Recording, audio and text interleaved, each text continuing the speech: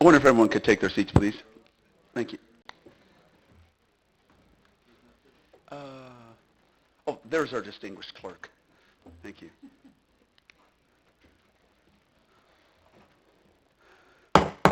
We're going to go ahead and call the meeting of the Bloomington City Council Committee of the Whole to order. Madam Clerk, would you please call the roll?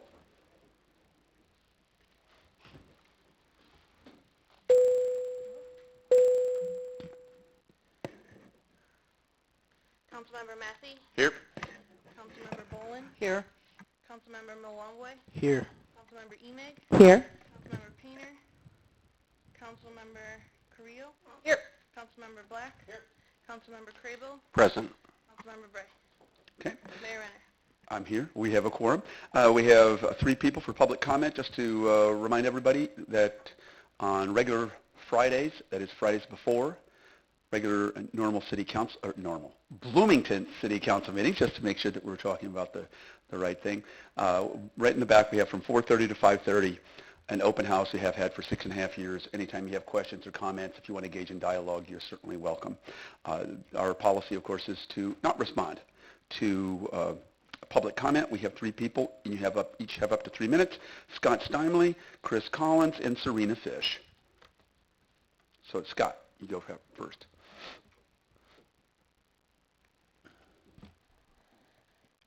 Scott Stein.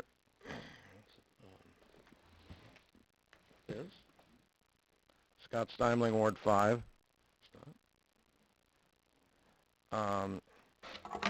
My concern is with I know Jim won't like to hear this again, but with the leaves, they come down Fleetwood Drive and they plug up that drain.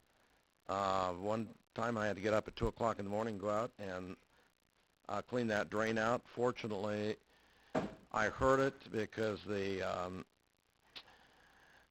drain was plugged. It was over the approach over the sidewalk halfway up my drive headed for the house. And it's amazing that every sidewalk around City Hall and the library, police department, they are all ADA accessible. I'm still waiting. That was a law in 1990, 29 years ago. I bet if I'd be 29 years late in paying my property taxes, I bet my property wouldn't be around any longer. You know that I know, Terry, that you get, if it's due in September, by early November, they have that tax sale. They don't wait 29 years, but you expect the taxpayer to wait 29 years. We've seen the city council give Mr. Gleason a raise, and when the streets and sidewalks are in deplorable condition. I've said it over and over and over, they need to be raised. And I was outside once, and somebody came past and said these sidewalks are in terrible shape. I said, tell Jim Karsh, don't tell me. It's not going to do a bit of good if you tell me, tell Jim Karsh. And it's amazing. The next, shortly after that, the Public Works was out there. I think it's ridiculous that the city spends and spends and spends and tax and tax and tax.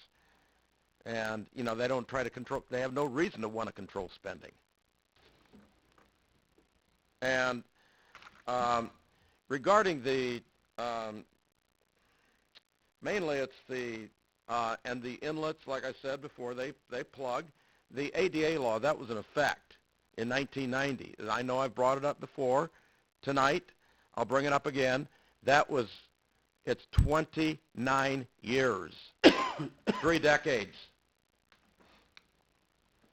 I hope the city really listens to what the public has to say, because remember, every one of you is elected except Mr. Gleason, and he gets appointed. And, you may not get reelected to another term if the people feel this strongly. Have a good day. Okay, thank you very much. We'll move right along to Chris Collins and then Serena Fish.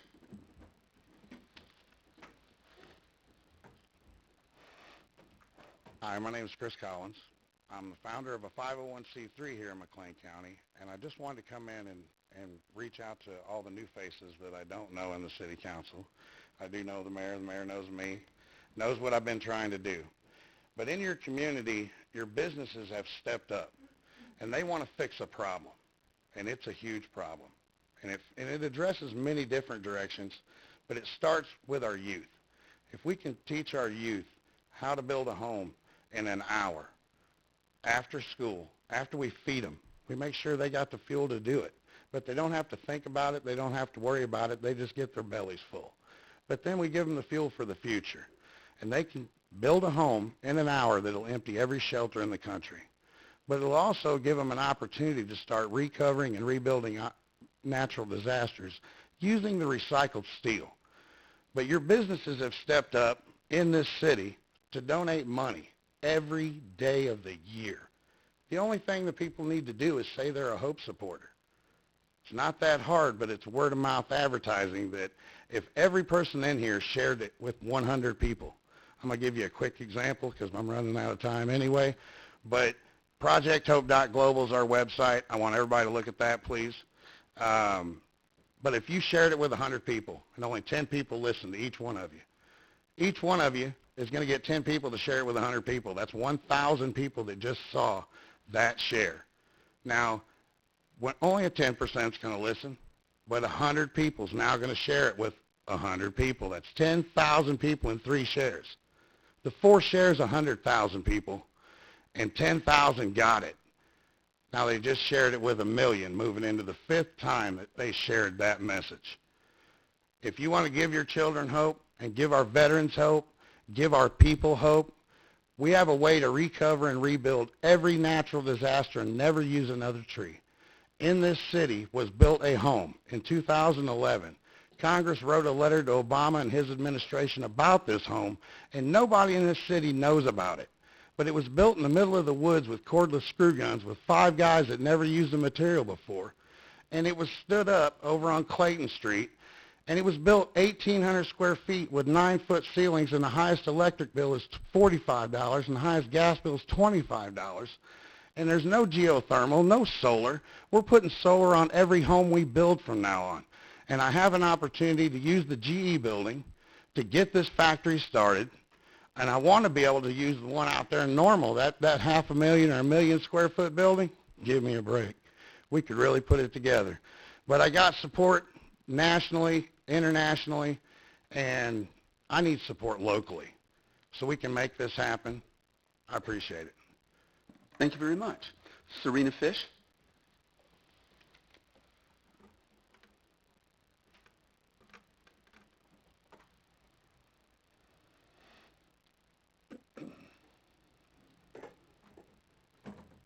Serena Fish, 909 West Wood Street, Bloomington, Illinois. I was going to speak about something else, but before this meeting started, I took the time to sit down and talk to this gentleman that just spoke. I think you all need to listen to him because this is a person and his group and his company who actually are talking about recycling building materials, giving youth a trade, giving them a home, paying them a living wage or more. It's a win-win situation. So I'd like to be leaving it just in a positive thing that I would really suggest that you as leaders take the time to sit down with this gentleman and that it is a global thing and see where you could go with it. We have a lot of people in this city that could use a job, could use a home, and could use a trade and get fed. Thank you very much. Thank you.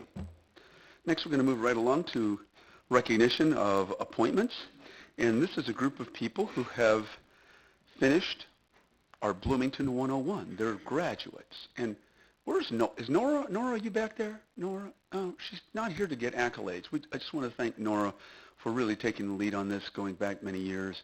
And I just really think this is one of the ways that really have had great success with getting people to come on inside of City Hall to see exactly what it is that we do, get their answers, your questions answered, and then, in a sense, be ambassadors to others to let them know what's going on, and in many cases have become board and commission members and even candidates for city council. So we're going to go ahead and start, and if you'd come up, I'm going to go ahead and read each of your names. I apologize in advance if I butcher them. I don't think I'm going to screw up the first one. The first one is Karen Boyd. Karen, would you come forward? Are you here? Karen's not, but if we could give her a round of applause. Appreciate her taking the time to learn about her city and community. It's certainly the most highest form of involvement. Steve Brinketer. I think I messed that up. Sorry, Steve. Pardon me? What is it? What's it really? Brinkouter. Brink out. Okay. Well, you're being generous. Thank you. Congratulations. Thank you, sir. Thanks. Next is Valerie Demery.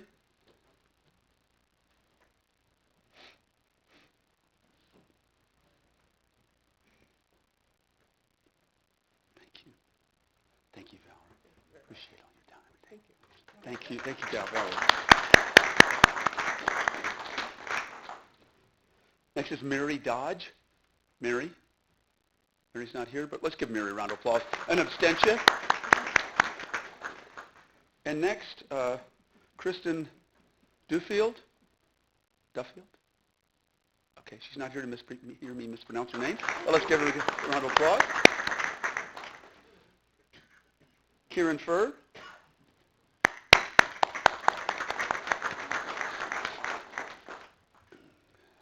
One of our distinguished city council members, actually. Thank you so much. Appreciate that, Karen. Thanks. Steve Gossard. Steve. And Kathy Gossard.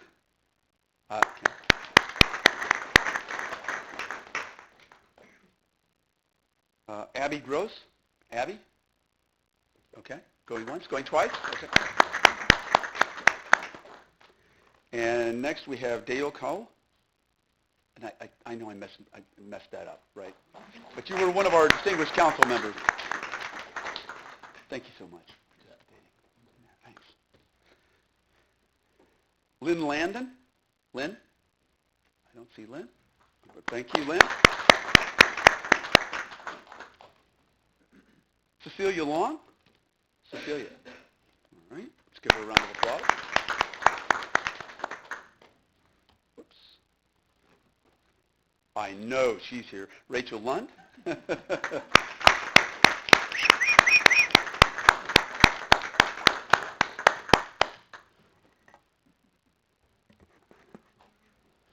man, thank you. Sure. Oh, man. Thank you. Maybe get a feather. Yeah. Whoops. Whoa, I'm going to fall into you. Thank you. Thanks.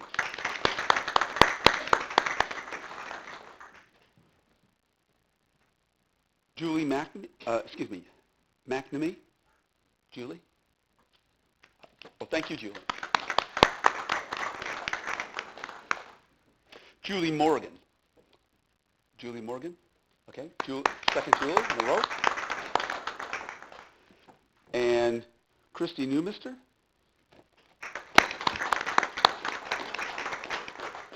It was a good time. Oh, great. Hollis Pedden. Hollis.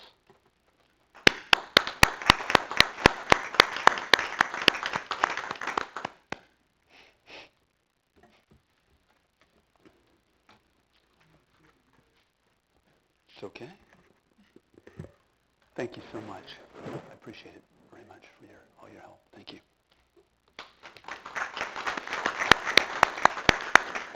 Kevin Petrie. Kevin?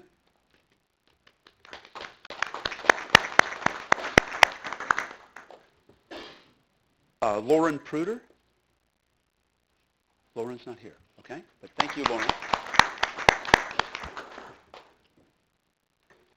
Next, Alicia Sanders. I know she's here.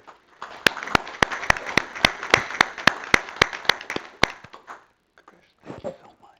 Appreciate it. Thanks. Christine Stewart. Christine?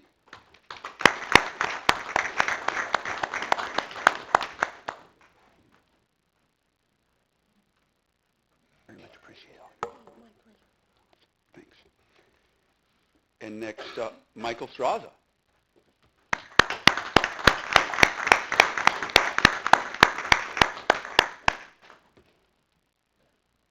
Thank you. Awesome. Good to see you. Kimberly Tyson. Kimberly?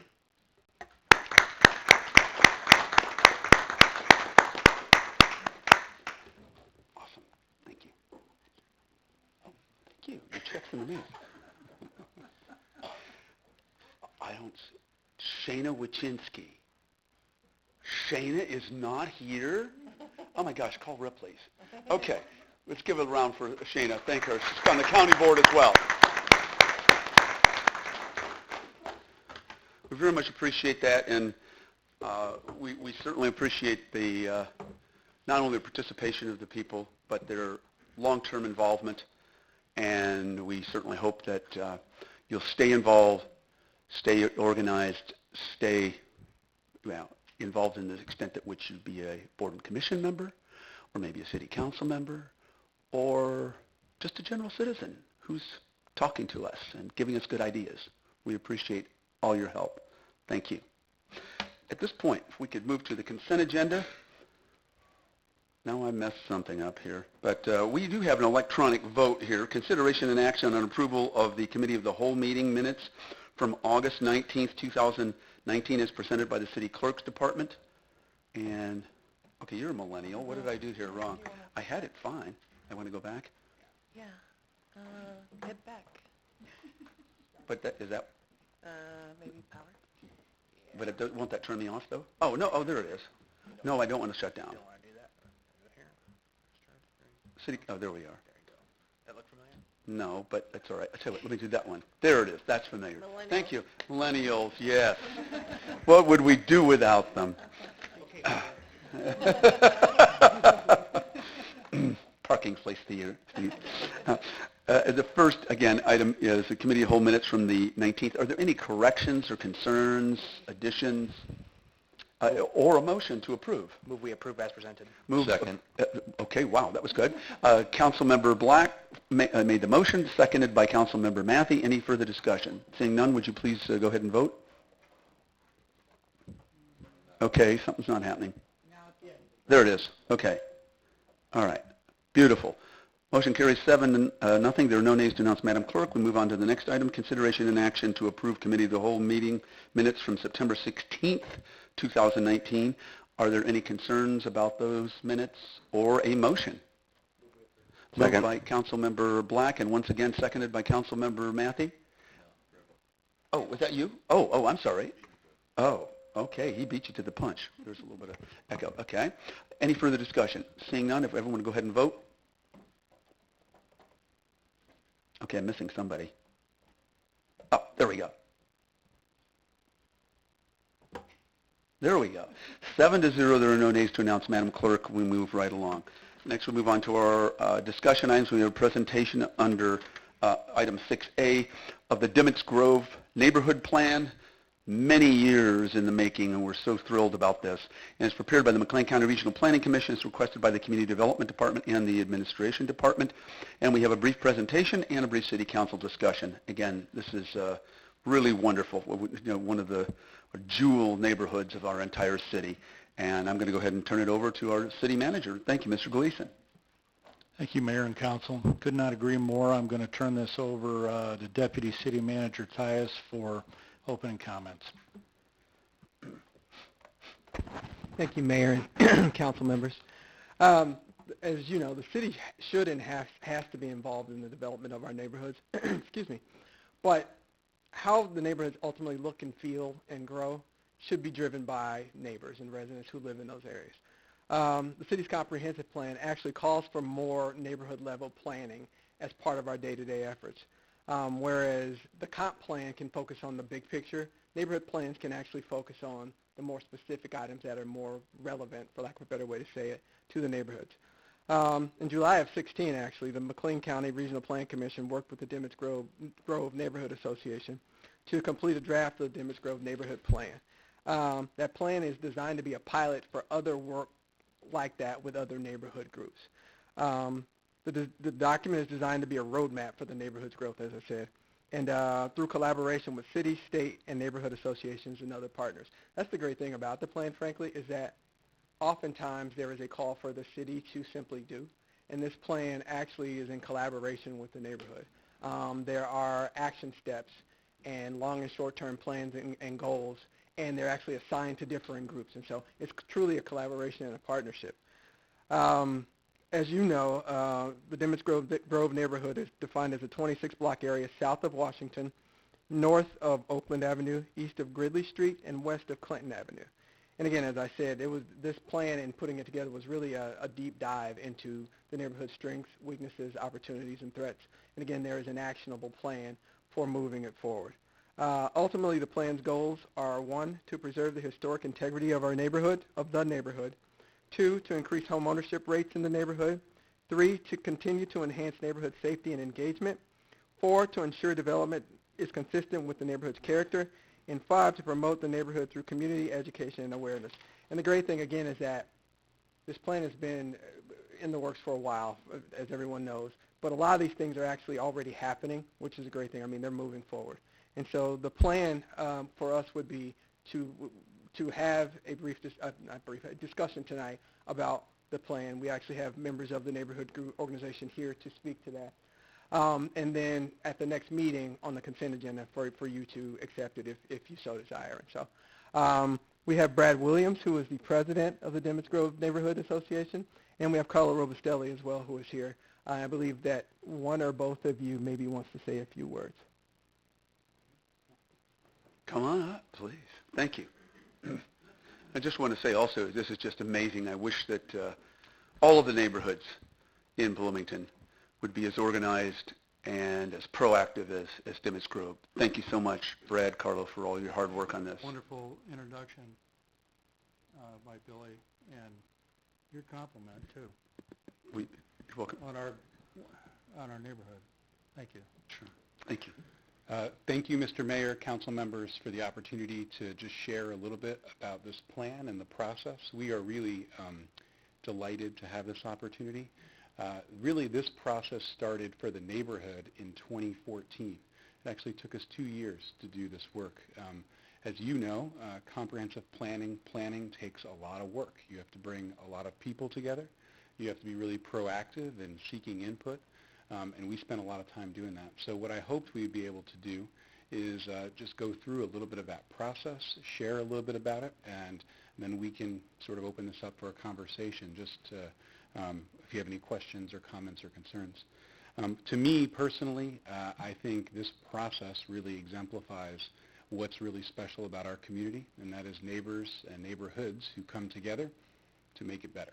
And I think the start of this process really was a conversation among our neighbors in response to the really great work that was being done in the comprehensive plan.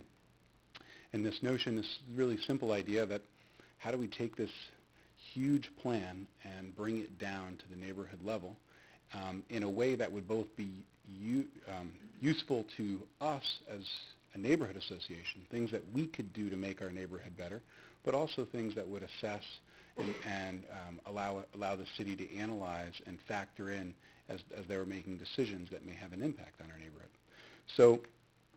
So as Billy mentioned, this was something that came out of the comprehensive plan, a specific call for neighborhood planning. And at the time, Vasu was the executive director of the McLean County Regional Planning Commission, and she and her staff really did an incredible amount of work that made this possible. So I think to start off really, I mentioned the timeline, the dates. We started the process in May of 2014, and we adopted the plan as a neighborhood in July of 2016. And we followed the same process from a methodology point of view as the comprehensive plan. We did an existing conditions analysis, we did community outreach and visioning, and then we did a plan implementation strategy.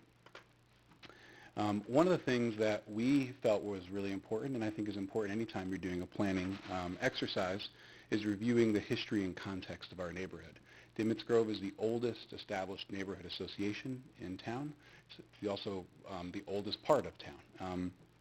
So we gathered, analyzed, and mapped several of the data points so that we had a better understanding of both the qualitative and quantitative data points in our neighborhood. We produced several maps and charts and graphs so that we could document this in a visual way.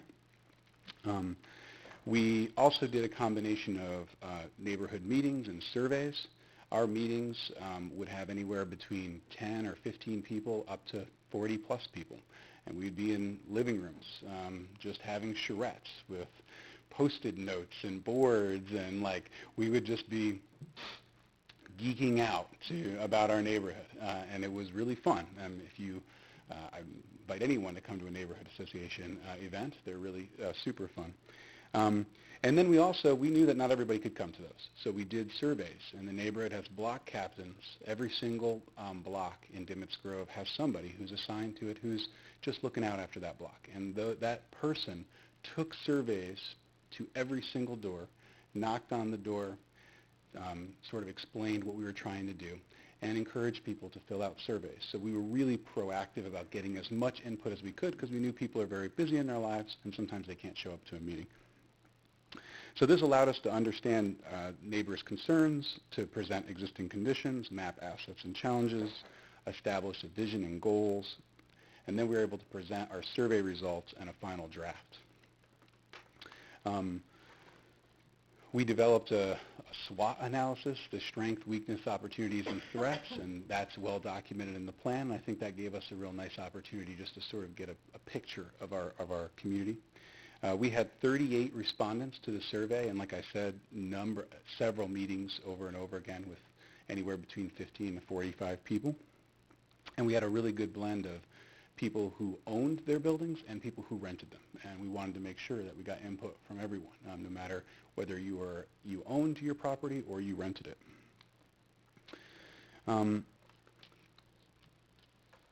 Billy outlined our goals, and so I won't reiterate that. You know, we ultimately our goal was to provide a planning document that would help us build a stronger neighborhood and a stronger community, and would help us be a strong partner with the city of Bloomington in collaborating and figuring out ways that we could work together to strengthen this gem, really, which is our historic core, and a part of that is Dimmitz Grove. In terms of implementation, one of the things that we did that I think is really special was when we developed our goals, we didn't just say, here's a list of things that we wish to do. We developed goals and then very clearly delineated who would be the lead and who would be a supporting component. So when there were big infrastructure issues, of course, that isn't something that the neighborhood could really take on. But there were many things the neighborhood could take on. So for example, one of the things that came out of the planning was perception issues about crime, or issues around people didn't realize or didn't wanted to learn more about the historical context. I mean, the physical buildings in Dimmitz Grove and in our historic neighborhoods are really temples to our historic heritage, where we came from, who was there. And so one of the things that we worked on as a neighborhood was developing plaques that we could put out in front of the older homes, and that would tell a story. And so we've done 12 of those, and I think we'll do another 12 or something. We're on track to do 12 more this coming year. 12 more this coming year as an example. The other thing we did was neighbors came together and put a comprehensive brochure that told the stories of the neighborhood and a little bit about the homes, and gave really good information about who to call for what in city government, just making it easier to live in the neighborhood, just knowing, how do you get a hold of someone in Public Works? How do you use the My Bloom app those kinds of things, so that people felt really empowered and responsive. And so those are some of the things that we took on and we raised money for, that we initiated and we've executed. So that's really, I guess at the highest level, the plan and the methodology and a little bit about why we did and what we did. There are lots of neighbors here that are here supporting it. I would just say I just want to thank Mr. Gleason and Mr. Tias for their incredible support. We've gotten so much support from them throughout this process. And we're happy to answer any questions. I don't know if, Brad, if you want to add anything. Once again, thank you guys and everyone involved. Some of these things have started to be implemented, the condition of the sidewalks, and I want to thank Jim Karch for starting to replace some of the sidewalks in the neighborhood last 2 or 3 years. And then we have a grocery store now. We have Green Top Grocery, which is close by. I can't think of anything else. The signs, we've done the sign project, and so that's something that's positive. If you go by there, there's a QR code that you can click on your smartphone that takes you to a site for a more extensive history of the house. We're real proud of the signs, as you can tell. Can't think of anything else, as usual. But, here's what I will say. The purpose of this when we signed up was to be a pilot so that others could sort of learn from the process. And I think I can say we learned a lot from it. And so if other neighborhoods are interested in doing this, we would be open to having those conversations and lending whatever support we could to just share how this experience went for us and to be as collaborative and a partner with the city so that we can strengthen our neighborhoods throughout the community, because I really do believe this is just a great model for citizen-driven change. Questions, comments? Councilmember Emick. Thank you for presenting. So my first question is according to you, what is the bare minimum for establishing a neighborhood plan like this? So for example, do you need to have a neighborhood association already established? I'm thinking about that. And what might be the challenges of engaging in this process outside of a comprehensive plan? Or, you had the regional planning to go along with your work and consultants to engage in some of the analysis. So full disclosure, not going to surprise anybody, I am not a professional planner, but I'm going to pretend to be one, for today at least. I would say one challenge with not having an association is not having the organization. So one of the things that Dimmitz Grove has is a really strong leadership group and has regular meetings and regular connection. So if you're going to take that social element and that structural element to the next step, you just need to make sure that you have the appropriate organization and people involved. But like anything else, if you have a few people that are willing to really work hard and figure it all out, you can do that. For us, we just had the added benefit of many, many years, over 40 years of an established neighborhood with strong leadership of individuals who have constantly been working really hard to try to make the neighborhood a better place. And so that legacy just was a great jumping off point for us. So that's what I would say is I think organization and time and a core group of individuals who will shepherd the process. For us, I think it was about 8 or 9, maybe 10 people that really made up that core group, and then we were able to shepherd the process. Councilmember Carrillo, and then Boland. Yeah, I just wanted to thank you all so much for your work, and thank you to the neighbors for coming out and being a part of this process, and for the staff for shepherding. I am really excited to hear about this, and I am curious, as we are talking about this being a pilot and a model for other neighborhoods, I guess to put it simply, what are some things that you wish that you had known back before you engaged in this process, or some things that you would have gone about differently if knowing if you knew then what you know now? I don't think we would change anything. I can't think of anything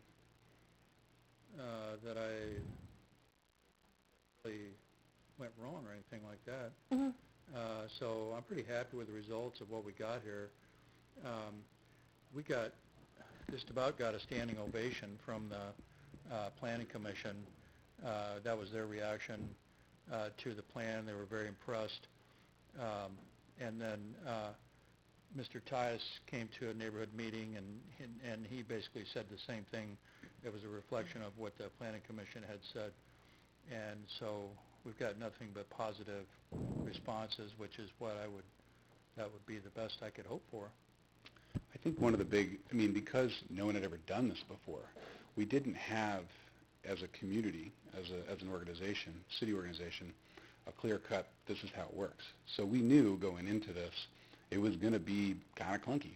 And so I would just say, that's not something I wish I had known, because there's nothing we could have done about it. But now I think that is something that the next neighborhood or the next group that comes forward is going to benefit from, because we're standing here because the city leadership is comfortable with just some neighbors coming up and telling you about this robust planning exercise. So I hope that tells everyone in the community, there's support here. They want to see neighbors come together and do these things. And so I think that's a great thing. And so now there's a process, and it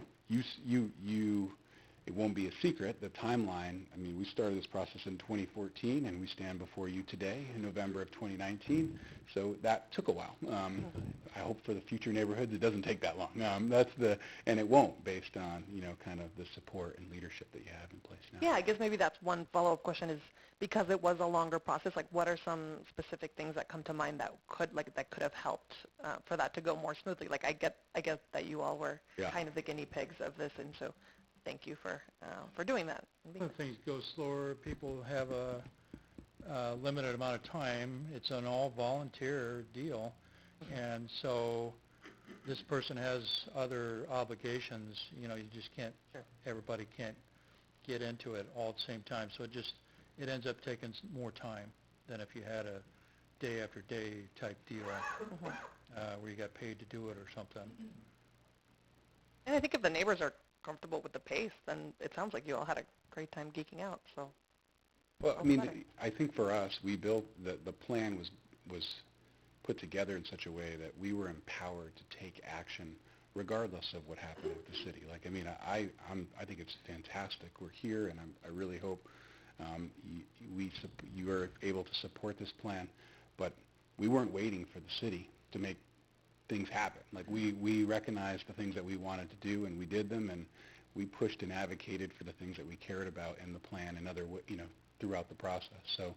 So I think, but I think in the future, I have no doubt whatsoever that it takes as long as it needs to take. You need to make sure you get a lot of input and a lot of feedback and engagement on developing these kinds of things. And I think now that we've gone through this process, I think we'll be able to provide a clear roadmap to neighborhoods about okay, after you're done with your part of it and you got the support, you'll be able to take it through the legislative process.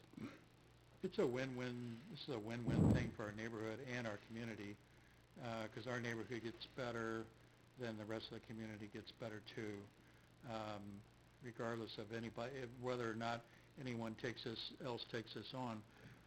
It's still, a good thing for the rest of the community. thank you so much for your work. This is awesome. Thanks. Councilmember Boland, Mathey, and Crable. I just want to say thank you, and I'm a firm believer that the most sustainable and strong community comes from the bottom up. And another thing, other neighborhoods, of course, they're going to be different, and they're different ecosystems. So matching what you did, the process they can use, but not necessarily the end product will be the same. But that contributes to the diversity of the community, which I think is very positive. So kudos to you. Councilmember Mathey. I just want to echo the same thing. Thank you for your hard work on that one. I was at a bunch of the meetings, but There are people that live in our neighborhood that have been there for 35 and 40 years, and I just, they had the expertise, and I sat back and let them drive it because there's no better resource than the people like Brad that know literally everything about our neighborhood. So it was an amazing process.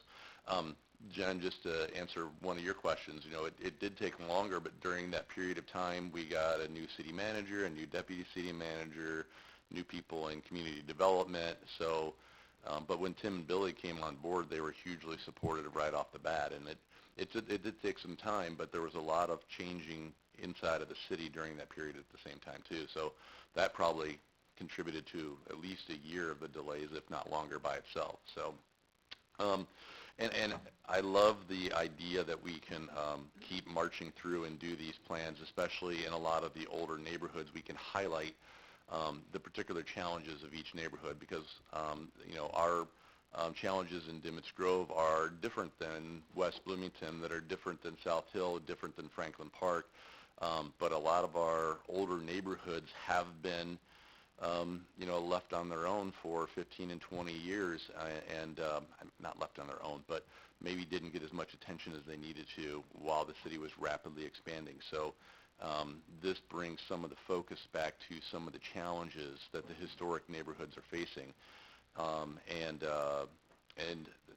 I look forward to the plaque at my house this next summer too.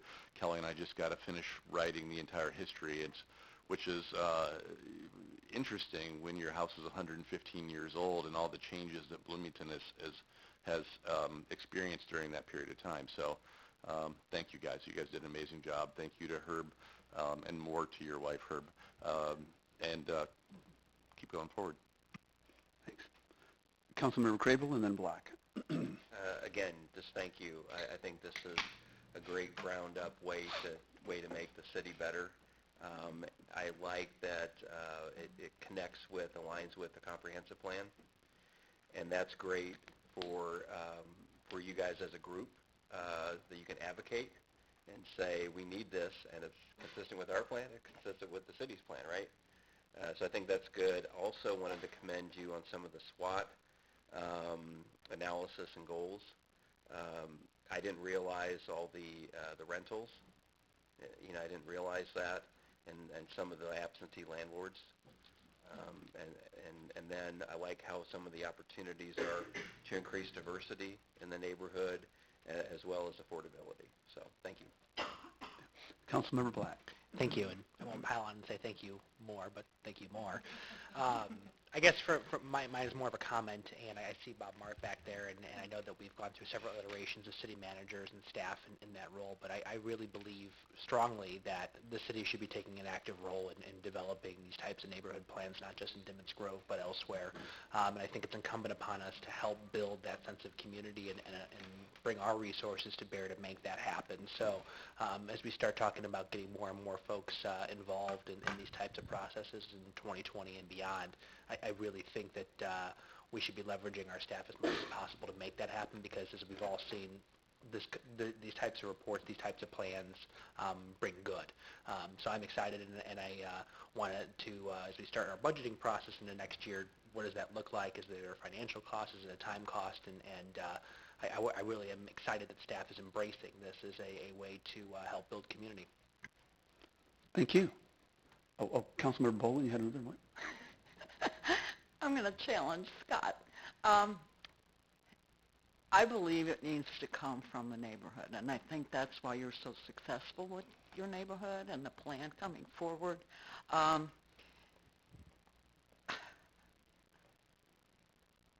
It's one thing to have, of course, the city and the city resources need to be available, specifically infrastructure. That's our job. But I think that if the community members want something, they need to get together, like you did, present their idea. This is what we want for our community, rather than, the city going in and saying, this is the plan we've assigned. I think that's much more effective and develops a more sustainable, strong neighborhood. I don't mean to open up a wormhole here, but yeah. And I won't let you. Yes, So go thank ahead. you. I agree with you. I'm not saying that the city should come in and say this is the plan, but I'm saying that we should make our resources available to neighborhood groups as they want to be involved and they want to do these types of plans, as opposed to, I know some communities don't even get, the staff doesn't even get involved with this type of stuff. And so I think it's incumbent upon us to be supportive of that, whether it be meeting space, whether it be working with staff, with, bringing our professional expertise to these types of plans. I think we're in agreement on that part.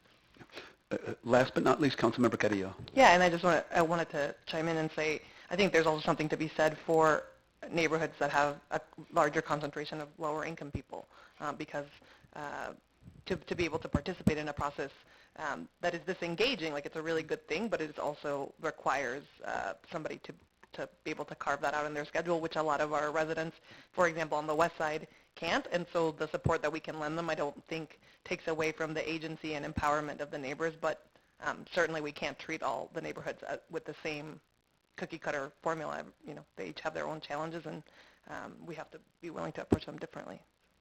Thank you very much. And I wonder if we could get a special round of applause. Thank you for taking the lead in your communities and the entire city for neighborhood revitalization. Thank you.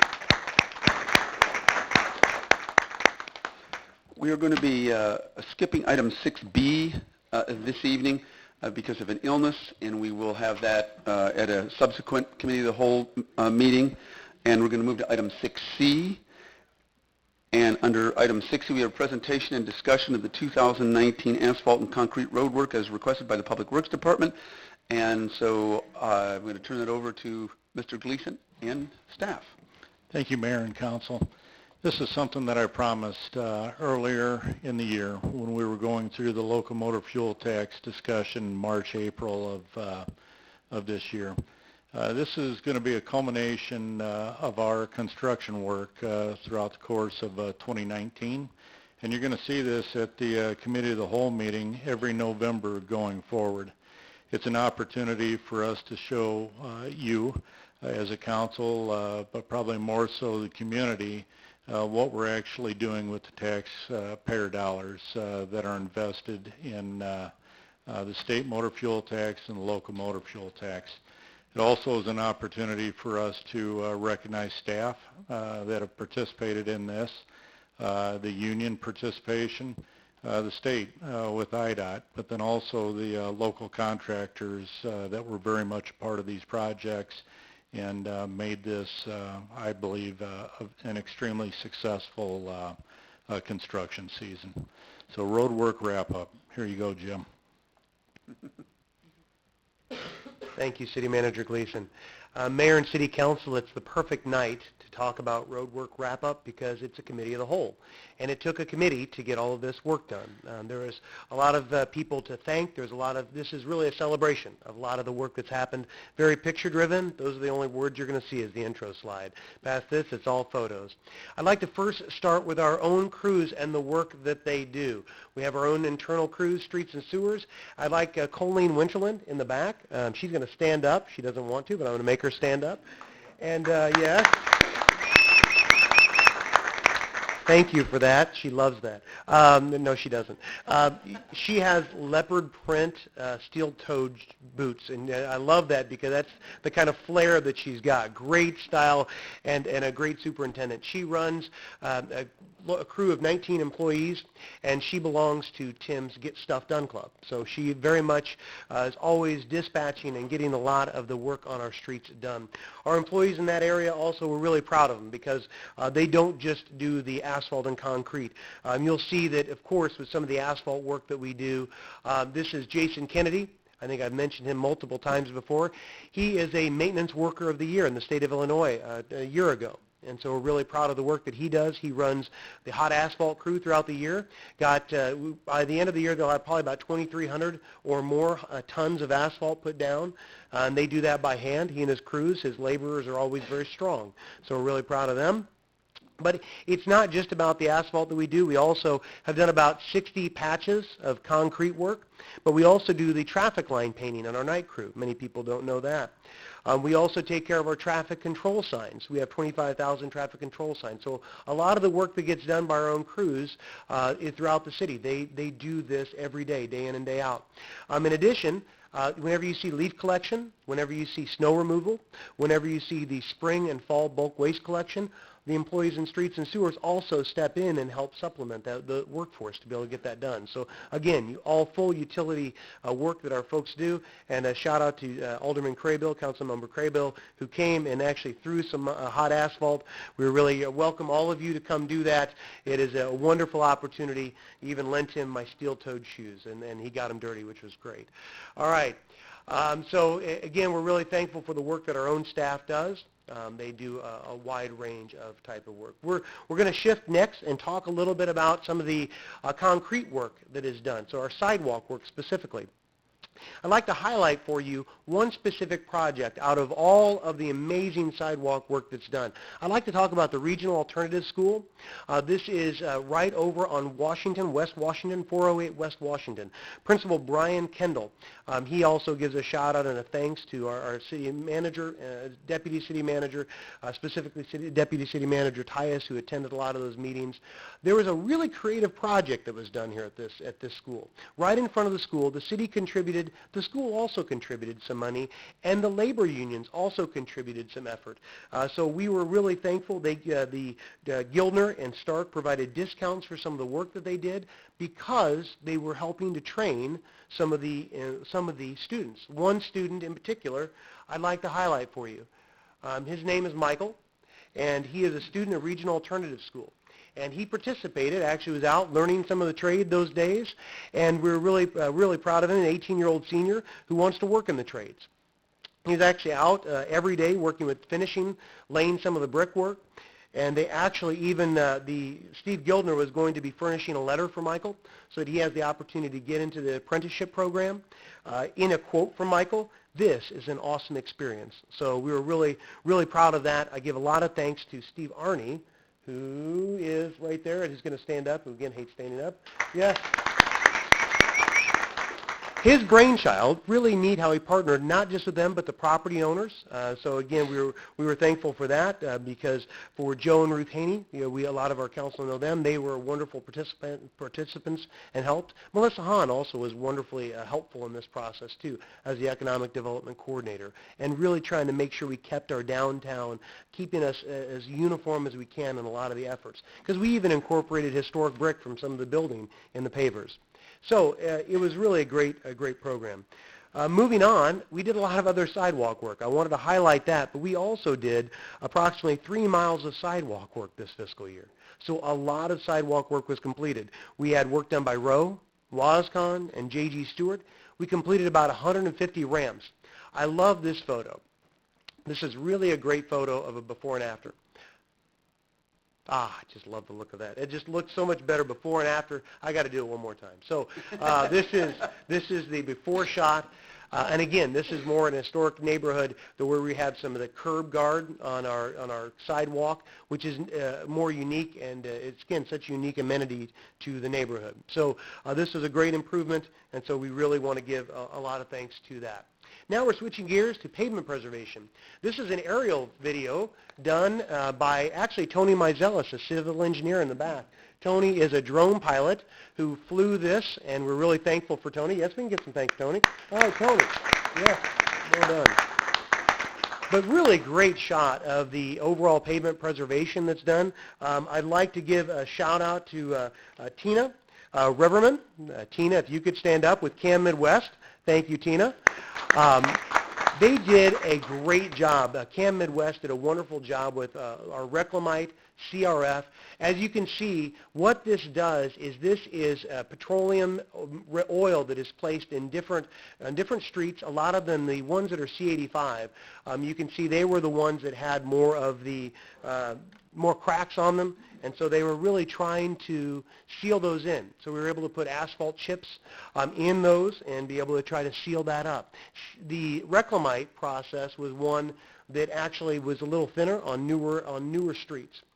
A key takeaway that I'd like to focus on, council, before we get off this is whenever you put this down, sometimes folks will say, oh, it's oily. There's dust from it. What I want to focus on is we need to talk to residents a week or two after we're done. Because once that oil is cured and once we have the street sweepers through, for example, we were over in the Fox Creek Pepper Ridge area just tomorrow. Today I got a call from a lady over in Pepper Ridge. Oh, it's dusty. We were concerned. Well, just tomorrow is when the street sweepers are going through to clean that up. So the positive thing that our council needs to hear is once this is done and once it's cured, this is the type of system that we need to do to be able to stretch our dollars, to be able to keep our overall pavement system in place. We've talked about this a lot as a staff because Reclamite is 90 cents per square yard and the C85 is $2.20 per square yard. That's compared to $35 to $40 for asphalt. So again, there's a lot of cost savings. Now, let's switch gears. We've got a lot of ground to cover. We're going to be talking about Front Street. So Front Street, I'm going to show you the end of the process with Front Street. And while doing that, we don't have anybody. Jay Tetzloff is not here, but I'm going to give a shout out to Jay Tetzloff, Bobby Mays, and Dave Land. On Front Street, between Madison and East, you're going to see, as many of you know, amazing improvement through there. We've got a lot of work done. This is actually a deer cam that our staff set up, and so you're going to see a time lapse of the work that is done on Front Street, which is really fun to watch. And so this type of material is up on our BloomingtonStreets.com. I really would encourage, if you haven't had a chance to go to BloomingtonStreets.com, it really tracks how much money we're bringing in, where it's gone to, tracks the state work, and all of the different LMFT. We're really trying to be as transparent as we can be throughout the process about the revenue that's brought in. Front Street, what makes it such a great project is it used to be pretty much just a vehicular corridor, a bus-heavy vehicular corridor, but a lot of people walk on Front Street. We had some issues on the traffic signals to where the conduit was failing. The traffic signals that were put in the 40s and 50s, that was failing, and so he said, instead of just putting back what was there, is there a better way to do it? And I'd like to highlight Kevin Cothe, our city engineer. Kevin Cothe, all of the work done in the engineering division is a huge credit to that man. He's been in the city for 31 years. Anybody who's worked with him, I often say he's the smartest person in the city of Bloomington. No offense to anybody else, but a very intelligent man, does a great job. So we're really thankful for his leadership. But he was one of the first people that said, should we just do what was there already? Can we think of a different way to do it? And so now it's very pedestrian friendly. And so it's as you can see, it's really reduced a lot of the issues that we've got for people to be able to make crossing. What I will say is also, before the end of the week, we're going to be having the rectangular rapid flashing beacons in place and the permanent stop signs in place. So it will be done. So we'll be really happy and excited about that work. So those are also very good improvements. The next, we're going to switch over to resurfacing. And Scott gave me 10 minutes, so I actually had 20, so I got another 10. I'll be short of the next 10, but I still got a little time. Nice try, Scott. Okay, so next we're going to talk about resurfacing. The resurfacing, we actually got 18 streets accomplished during the 2019 construction season. We had 19,550 feet of streets were removed and replaced, and that equates to 3.7 miles. 3.7 miles of roadways improved within the city. 10,600 tons of asphalt put down. And so again, really some great work all across the city. Now, what comes up next is really some more fun video here in just a minute of GE Road. And when we're doing this, I'd like to highlight our partners. Here we go. This should be the next one. It's going to be a wonderful aerial view, again done by a drone, of the milling on GE. While this process is being shown, Al Rupp, I'd like to see if you'd stand up. Al with United Contractors Midwest, Road Division. Al's been here for 50 years, I think, something like that. As long as been around a long time. Yeah, another Kevin, he's been here for quite a long time, been working locally with all of our asphalt. So again, we're really thankful for their partnership. Some really cool video you can see now of the pavement that's being put down on GE Road. So again, some great accomplishments here of what's been done in the city. There is work left to be done. Because of the weather, we are going to continue work in the spring.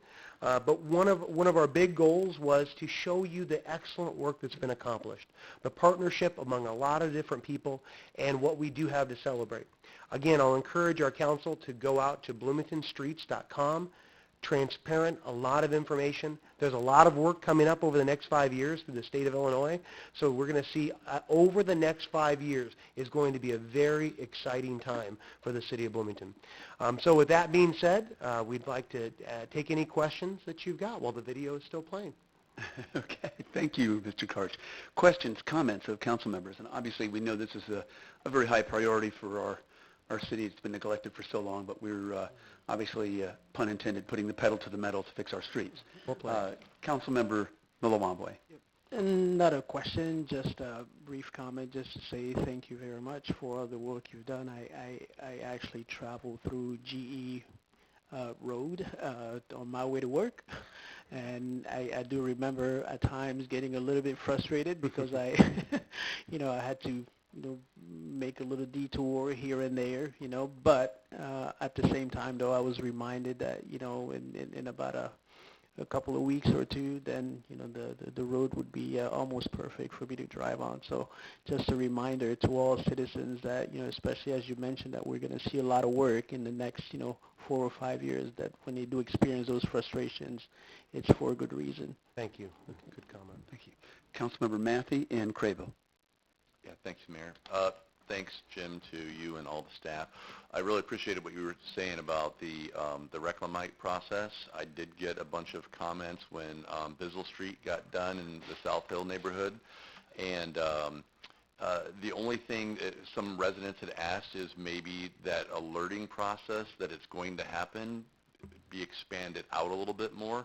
The people who lived right on the road got notified, but the people who, since it's kind of an arterial into that neighborhood, the people that lived a few blocks in didn't know it was happening and were very confused as they were driving over oil and before the actual Reclamite got put down on top of the oil. So, but otherwise, there was complaints for like you said, like 2 or 3 days, and then they all completely went away. I think we had a hard rain shower, and that took care of all the dust. And overall, the idea of doing things like that to stretch our dollars as far as possible to make as much of an impact all across the city as we can is great work. Thank you. Councilmember Crable. Great presentation, and I'm glad you brought other people from the department to share, and so we can express our gratitude to them. So thank you. I want to kind of ask a couple questions. You said Bloomington streets. What's the traffic like on that? Like, meaning not street traffic, but on the website? We can get that out to our council. I just want any idea, just a rough. I don't need exact numbers. But I don't know that. Nope, not something we actually currently have. But what we'll do within the week, we'll get that information, curious, email it out to the council. It's a new website, and how are people using it, right? And see. So is the 3.7 miles of roadway, is that what was intended at the beginning? Is that, in essence, did you get accomplished what you wanted, or? No, yes and no. We really want to get everything done. We actually have some work that's going to be carried over into the spring. Okay. And so while we'd love, this is a great celebration, we do have until May 1st to continue to get some of it in the fiscal year to get some work done. So we are, for our budget, that's what we have. So there are some projects that will be getting done in the spring too. More to celebrate next year. Because I notice on Bloomington streets you have collected about $3 million and then used about 900, right? So there's more to use. Well, and some of that, as that comes in, we had to, you couldn't proactively spend. So we were collecting that so we can anticipate for next year. And we did forecast that to the council. So we spent a certain amount during this fiscal year of the revenue that was coming in, knowing that we would have to build up so that we could have a larger resurfacing contract for next year. Right. Okay. And I'm going to go off topic just real briefly. You talked about kind of what the state plans to do, right? In additional money. There's been a couple of deaths on veterans, and I know that's not the city, but what kind of communication are you guys having with the state on trying to figure out some solutions to stop that from happening? Yeah, so thank you for highlighting the fact that the unfortunate deaths that have happened on Veterans Parkway, that is a state route. And we know that it impacts a lot of our citizens. Our elected cares about that, of course. But what I will say is, the city has, talked with the state We've actually encouraged residents that have called us to also talk to the state. Some of the key that will happen, though, is that Route 9 project. When you talk about, the Route 9 improvement, that actually will have an at-grade crossing for citizens that are able to have a safe, pedestrian-safe push button so that they will have the right-of-way to cross at the intersection of Empire and Veterans Parkway. So it'll be right in the median. You can get to that information on our website as well. We actually, even though it's through the state of Illinois, we're trying to put as much as we can out there on our website, because we know people come to us. When the state routes are in the city of Bloomington, they don't go to the state, they come to the city. So we're trying to put as much as we can on our website too. Councilmember Boland. Roads have always been the topic, streets and sidewalks. You do a great job on this. Our folks do a great job. Well, okay, everybody does a great job on this, and I know there's complaints, but it takes time. I mean, you can't, how many miles are there? You can't work on that We have all at 800 once, lane but miles. Yeah. I have seen the work as I drive around town, and I'm pleased with it, and everyone else should be too. Thank you. Thank you very much. Oh, I'm sorry. Yeah. Councilmember Carrillo. You keep forgetting about me. Rude. Anyway, thank you so much for your work, and thank you for using this platform to shout out the staff that don't often get a ton of public recognition.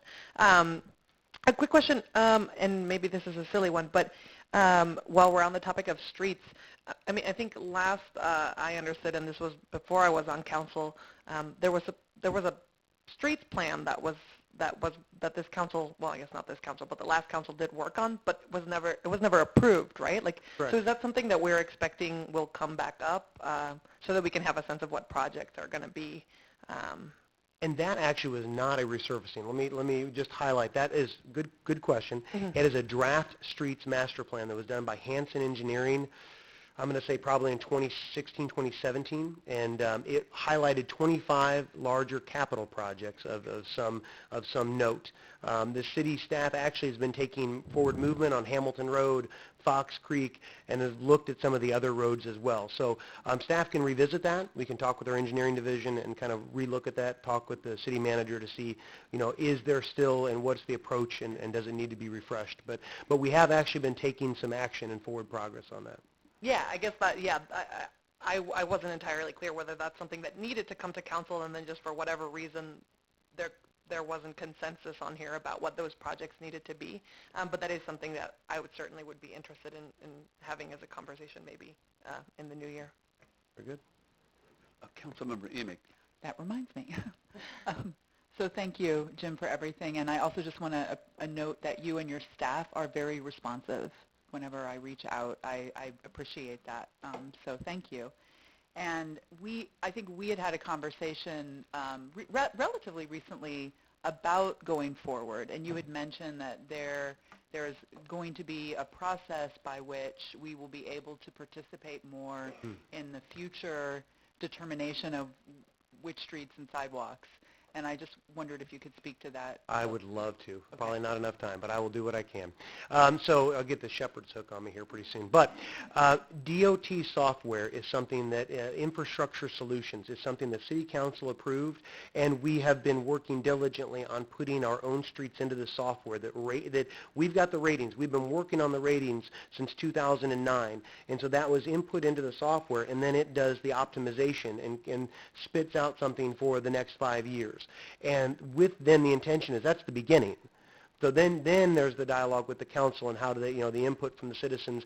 But then also, what are the water projects? What are the sewer projects that constrain and say, that's great, but now we have to do this street. So all of those mesh together. It is a newer software. This is one of those that was more on the cutting edge. We were one of the first communities in America to do this. This is one in more Canadian software. So we've been working with them on some conversion, but actually it's been going great. We're really excited. We think this is going to be a really great tool. We've actually made some presentations at professional organizations about this, and we think more people are going to start using this software. So we will at some point when we're ready. We're working to try to get that out to our council. Thank you very much. Thanks again for you and your entire team. Thanks. came in under budget. And we're going to move right along to our city manager's report. Mr. Gleason. All right, thank you, Mayor and Council. This is something new as well. We see the police and firemen and public safety recognize new officers. They come before council. They have moments with family, and that's absolutely the right thing to do. I think we've been remiss in not recognizing other new employees to the city, and we're going to be doing that every committee of the whole going forward. So for this month, we have two, and they've been invited. I'm not sure if they're here tonight, but we have Anastasia and Dominic that have started with the city, would have been in October, recognizing them now in the November Committee of the Whole. Both started with Public Works. And I do not see either one of them, so we'll move on. Go for it, Scott. And then also, in the October 28th edition of the Pantograph, we had over 50 submissions for first responder recognition. Well, of the 10 that were selected, 4 of them belong to us. And we have Erica Owens, firefighter that was recognized, Justin Shively and Riker, a K-9 unit that was recognized, and the other 2 are Scott Day, Bloomington High School resource officer, and Frank Friend with the fire department were 4 of the 10 that were recognized in that October 28th edition of the Pantograph. But that also is, and why that day, it's because it's National First Responder Day. So it was a recognition that occurred here in McLean County. And then also upcoming, thanks Scott, upcoming agenda items of significance. Our next meeting is October 28th. One item is recycling, and what we have found is while we were trying to track a downward trend in revenue on recycling, we've had an even worse year than we projected when we created the FY20 budget. So before council is going to come a budget amendment because it's costing us more. It will come out of the solid waste account, so one of the funds that we have. Another item of interest that I believe, and there's others, but I'm just throwing out a couple that I think stand out. Lulu's. We're going to have 2 items. Liquor license is going to come before council. Also the development agreement, and it will not have the word gaming in the name. So that will come before council on, I think I said October 25th. I didn't mean that. November 25th, so next week. And then after that, we have, and there's been a little bit of press. I think actually there was an article in the paper this Sunday, December 2nd, joint meeting with the town of Normal. And the sole topic is sports complex. It will be at Normal City Hall. It's a work session. I think it's going to be like 5:30 to 6:45. And it's prior to council meeting that they have. We don't have council the first Monday of the month. But the purpose is to discuss the sports complex. It sounds, as if this is something that's been discussed for several years. But just prior to my arrival last year, July of 18, there was a study that had been completed. And we're pushing about a year and 4 months, year and 5 months, and we're looking for what the next steps are, because the projection on this project is it's $43 million. And while I believe that there is private interest, there is not that private interest that is taking the lead on this. So it comes before the city and the town to have this discussion and see what the next steps are. What we do see as the next steps that's been discussed is round 2 of the SFA. That's the company, the firm, the consultant. Round 2 potentially gets approved, and that's at a cost of about $50,000 or $60,000.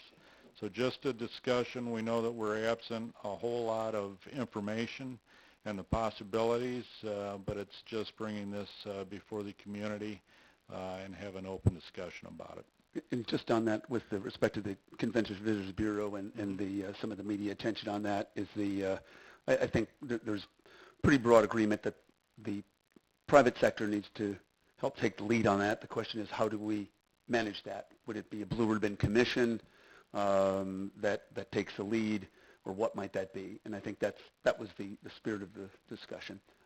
Actually, we're really not. I'm sorry, Mr. Gleason. Did you have one more? Yep. Cannabis. Just sharing that that's anticipated to be a December council meeting. We're still tracking that way. We'll look to council to see what potential next steps are for potentially the November 25th meeting and possibly the December 9th meeting before potentially a December 16th vote. But if there is nothing else needed, Plan Commission met and they've offered a recommendation to council. This could be enough to satisfy the majority of the council, and it can be before council on December 9th. That'll do it, Mayor. Yeah, we're really not, this isn't, aldermanic comments aren't budgeted, but if there's very quick questions. Just real quick on Tim's point, and thank you for bringing up the joint meeting. Do we know if we're going to be following the town of Normal's rules or our rules for that conversation at this time? I think it'll be the town of Normals because it's a working session that they'll have just prior to their council meeting. Okay. Is there anything specific that we should prepare for ahead of time for that meeting that we can get ahead of that conversation?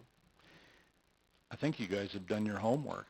You've listened to constituents. While there's a whole lot of information that's, still to be determined, it's just, do we want to take that next step? And like the mayor's comment, about the private sector interest, maybe identify that. But that could be the next step in the form of a request for a proposal to see what a larger sports complex project could look like. Thank you. My question, not surprisingly, is on cannabis. So knowing that there has been a lot of public engagement and a lot of people who are invested in the issue, I have had people asking me about what are the upcoming dates that this is going to be on the agenda. And so I think you had said that you're still waiting on some directives or feedback to figure out what's going to happen on November 25th. I mean, is that something that we can do? What are you looking for from council that you don't have yet?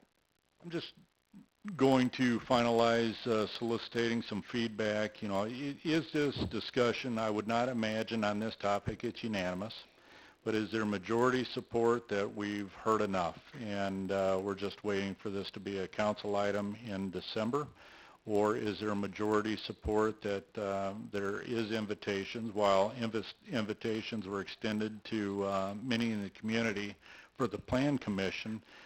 Do we want to extend those invitations to key players and have them present either under public comment or a larger, longer venue as an agenda item at one of the regular council meetings? So are you looking for kind of like a straw poll at that point on this? Or?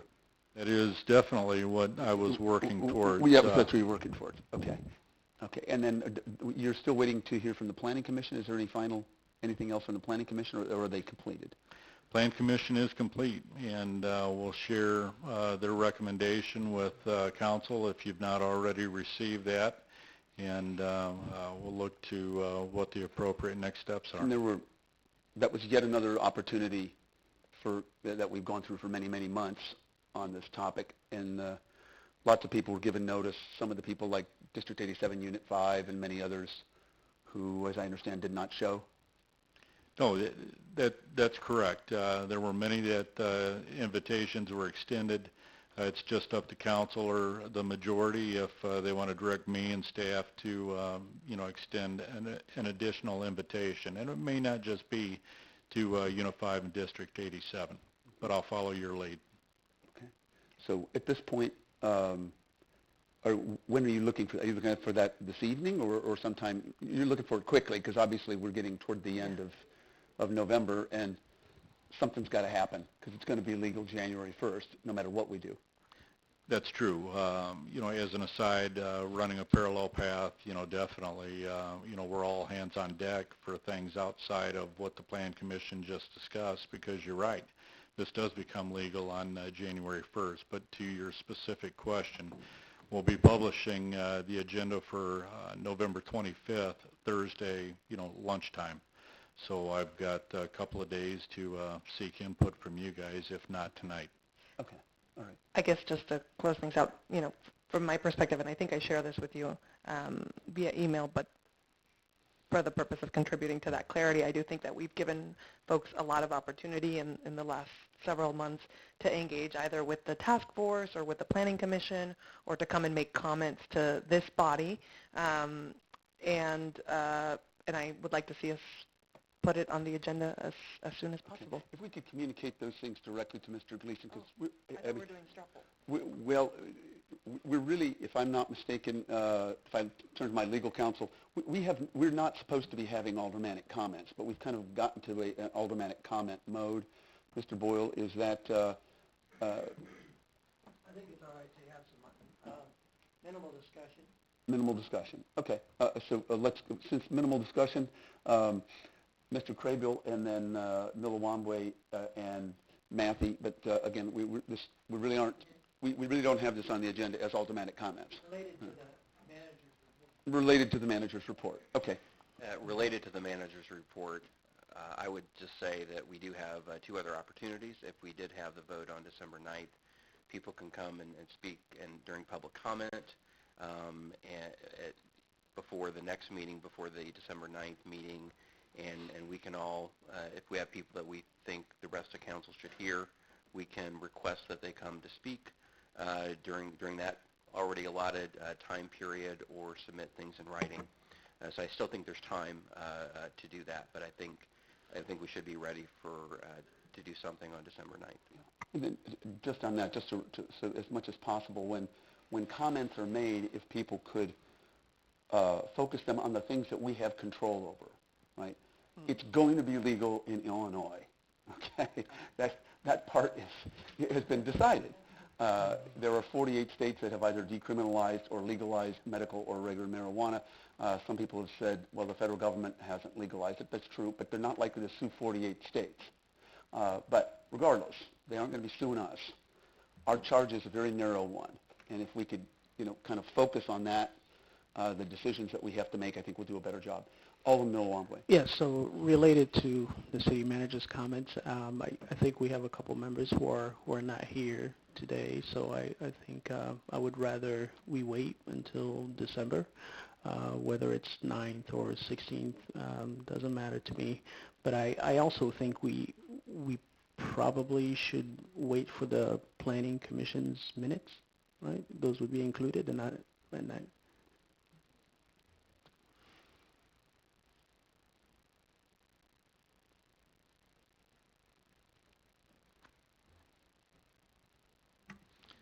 Did a quick sidebar. Yes. We'll look to get those, and it'll be a part, hopefully, of the November 25th council packet. Okay. All right. That's the target. Okay. Sounds good. Councilmember Mann. I think from my perspective, I think that a December vote would be good.